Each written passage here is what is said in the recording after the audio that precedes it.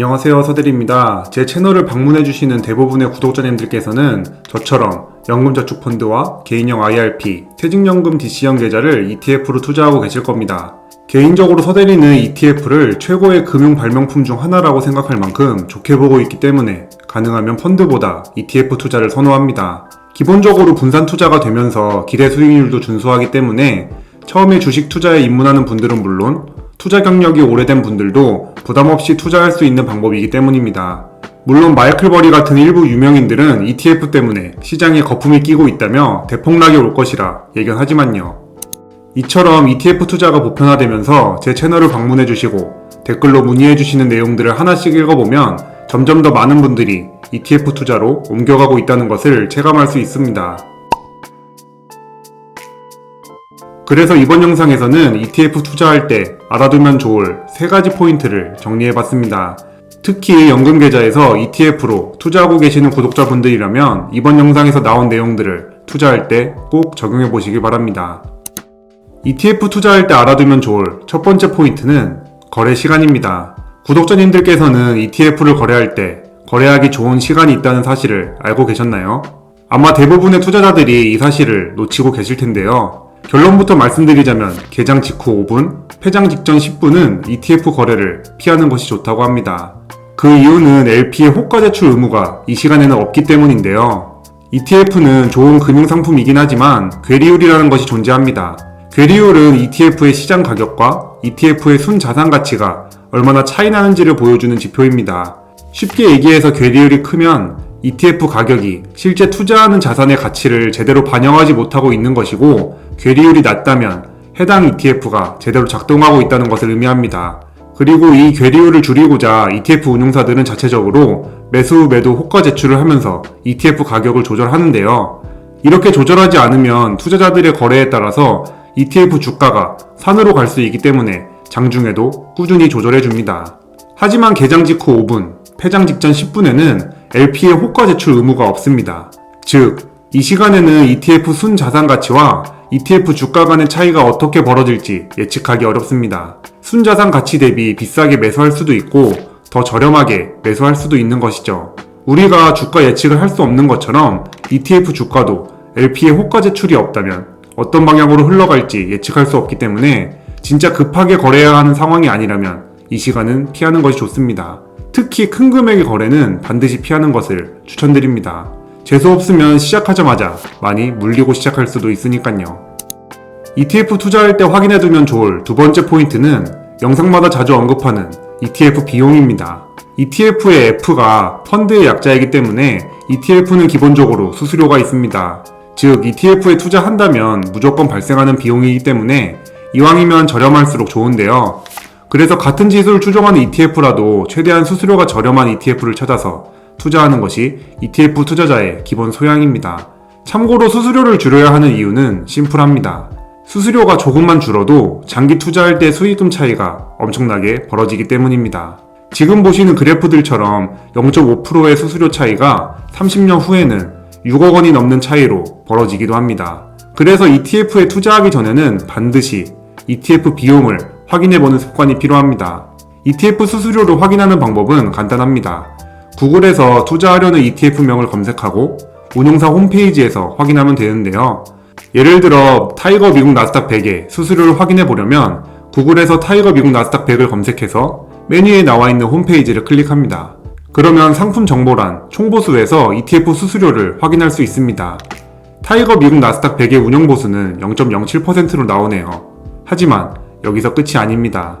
ETF 총 비용은 이렇게 보이는 운용보수와 숨어있는 기타 비용의 합으로 이루어져 있기 때문입니다. 그래서 기타 비용까지 제대로 확인하고 비교해봐야 스마트한 ETF 투자자라고 할 수 있는 것이죠. 숨어있는 기타 비용을 확인하는 방법도 심플합니다. 해당 ETF의 투자 설명서를 확인하면 됩니다. 투자 설명서 내의 표에 보면 총보수는 0.07%라고 명시되어 있지만 1000만원 투자 시 투자자가 부담하는 투자 기간별 총비용 예시에는 0.21%에 해당하는 21,000원이 비용으로 발생한다고 되어 있습니다. 즉, 타이거 미국 나스닥 100의 실제 총 비용은 운용보수 0.07%와 기타 비용 0.14%가 합쳐진 0.21%인 것입니다. 이처럼 ETF에 투자할 때는 단순히 운용 보수만 살펴보면 안 되고 숨어있는 기타 비용도 반드시 확인하고 비교하시기 바랍니다. 참고로 많은 분들이 투자하시는 국내 상장 나스닥 ETF들의 총 비용을 정리해봤는데요. 이렇게만 보면 무조건 KB스타 미국 나스닥 100이 최고처럼 보입니다. 하지만 여기서 또 한 가지 알아두면 좋을 포인트가 있습니다. 기타 비용은 보통 ETF가 상장한 지 1년 이후 통상 12월에 업데이트 된다는 점입니다. 즉, KB스타 미국 나스닥 100은 상장한 지 얼마 되지 않았기 때문에 기타 비용 자체를 기입하지 않은 것입니다. 보통 ETF 운용 규모가 클수록 기타 비용은 줄어드는 것이 국룰이기 때문에 KB스타의 기타 비용은 실제 타이거보다 높을 것으로 예상됩니다. 킨덱스 기타 비용도 타이거보다 높은 것을 보면 이 규칙대로라는 것을 알 수 있습니다. 이처럼 기초지수가 비슷한 ETF가 여러 개라면 ETF 운용 보수와 기타 비용을 모두 비교해보고 투자할 ETF를 선택하시기 바랍니다. ETF 투자할 때 알아두면 좋을 마지막 포인트는 바로 운용 규모입니다. 정말 마음에 드는 ETF를 찾았다고 해도 바로 매수하지 마시고 거래량과 운용 규모가 충분한지 꼭 살펴보시기 바랍니다. 같은 지수를 추종하는 ETF라도 운용 규모와 거래 대금이 큰 ETF가 거래하기 유리하기 때문입니다. 거래량이 적은 ETF는 말 그대로 거래가 적기 때문에 기준가보다 높은 가격에 매수하거나 기준가보다 낮은 가격에 매도해야 하는 사태가 발생할 수 있습니다. 실제로 서대리 역시 예전에 규모가 작은 ETF에 투자했다가 거래가 하도 없어서 눈물을 머금고 기준가보다 싸게 팔고 나왔던 기억이 있습니다. 그렇다면 ETF 규모가 어느 정도 돼야 투자하기 괜찮은 것일까요? 금융업계에서는 운용 규모가 1,000억 원 이상이면 개인이 거래하기에 전혀 부담 없는 ETF라고 합니다. 그렇기 때문에 ETF 투자를 처음 입문하시는 분들이라면 운용 규모가 1,000억 원 이상의 ETF부터 알아보시는 것을 추천합니다. 참고로 ETF 운용 규모는 네이버 금융, ETF 메뉴에서 규모 순서대로 비교할 수 있습니다. 연금 계좌에서 많이 투자하는 해외 주식형 ETF들 중에서 운용 규모 1,000억 원 기준으로 선을 그어보면 KB스타 미국 나스닥 100에서 잘립니다. 물론 이는 상대적인 기준일 뿐 정답은 아닙니다. 다만 ETF 투자가 처음인 분들이라면 너무 규모가 작은 ETF에 투자하는 것보다는 규모가 있는 ETF부터 시작하면서 투자 영역을 넓혀 나가는 것이 좋다고 생각합니다. 그리고 어떤 ETF를 투자하더라도 결국 돌고 돌아 S&P 500이나 미국 나스닥 100으로 오는 것 같습니다. 지금까지 연금 계좌에서 ETF 투자를 할 때 알아두면 좋을 3가지 포인트를 정리해봤습니다.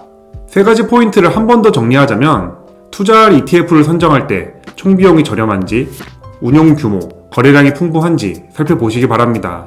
특히 같은 기초지수를 추종하는 ETF라면 이 부분들에 대한 비교는 필수입니다. 이 과정을 통해서 투자할 ETF를 선정했다면 개장 직후 5분, 폐장 직전 10분은 피해서 ETF를 거래하시면 됩니다. 연금 계좌에서 ETF 투자할 때 도움될 만한 3가지 투자 정보를 소개하긴 했지만 사실 이는 부가적인 투자 기술들입니다. 진짜 중요한 것은 몇십 년 동안 꾸준히 연금 계좌를 유지할 수 있느냐입니다. 눈이 오나 비가 오나 주가가 10년 동안 횡보하더라도 주식의 우상향을 믿고 기다리면서 기계처럼 매수할 수 있는 멘탈이 핵심입니다. 영상에서 언급한 3가지 내용을 토대로 ETF를 투자했다고 하더라도 중간에 연금 계좌를 깨버리면 그 의미가 퇴색되기 때문이죠. 65세부터 연금 수령을 목표로 19년 하반기부터 시작한 서대리의 개인연금 수익률은 현재 48%가 넘어가고 있으며 20년 하반기부터 본격적으로 투자하기 시작한 개인형 IRP 수익률은 25% 정도 되고 있습니다. 앞으로도 시장이 지금과 같은 수익률을 줄지는 알 수 없지만 늘 그랬듯이 우상향한다는 믿음으로 매달 매수하면서 천천히 기다릴 생각입니다. 매수 머신이 되어서 말이죠. 그렇기 때문에 투자 스킬도 좋지만 장기 투자할 수 있는 환경과 마인드가 더 먼저라는 점 꼭 명심하시길 바랍니다. 오늘도 긴 영상 시청해주셔서 감사합니다. 제 채널이 구독자님들의 자본주의 라이프에 조금이나마 도움이 됐으면 좋겠습니다. 그럼 저는 먼저 퇴근해 보겠습니다.